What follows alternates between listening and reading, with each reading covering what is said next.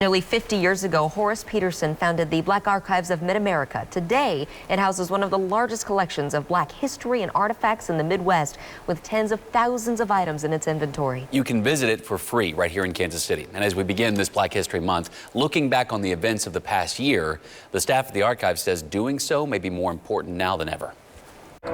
There's an old saying that still waters run deep.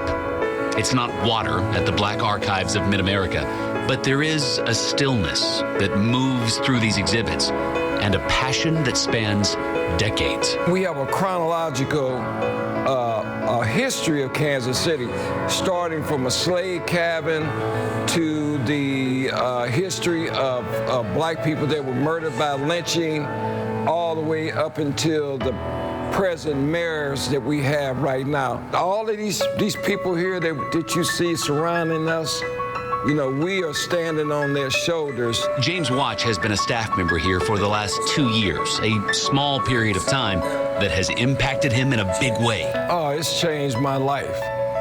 I'm 71 years old, and I just thank God that I've had a chance to see and experience some things that I thought I knew and that I know. Education is the top priority for the archives, and what a time for it. The building itself sits not far from multiple spots that saw marches, protests, even violence in 2020 during the height of the Black Lives Matter movement. Watch wants the people who marched and held signs, even those who spray-painted buildings, to walk through these halls and read these words. We would encourage, you know, the people that were involved in Black Lives Matter, or whoever has any questions about their social conscience, that the archives, come visit the archives, and you might learn some things that will help you resolve some of the issues of Black Lives Matter. Watch told us that the knowledge held in this collection and what it could do for people living today cannot be overstated, because without it, the people who want change the most have a limit to what they can do. You can't do no more than what you know. And if you know the history, you might not make the same mistake that some of these people here made.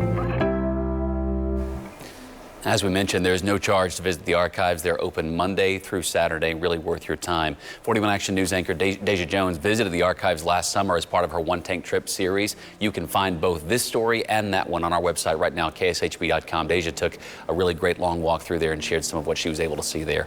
Worth your time to watch both those stories. It's so true what he says. If we don't know the history, we have to know. The way he put, if you ever have a question about what your social conscience is, that to me, whenever he said that, stuck with me a lot. It's worth taking the time to go and maybe trying to answer that question with a visit to the archives. Absolutely. Today's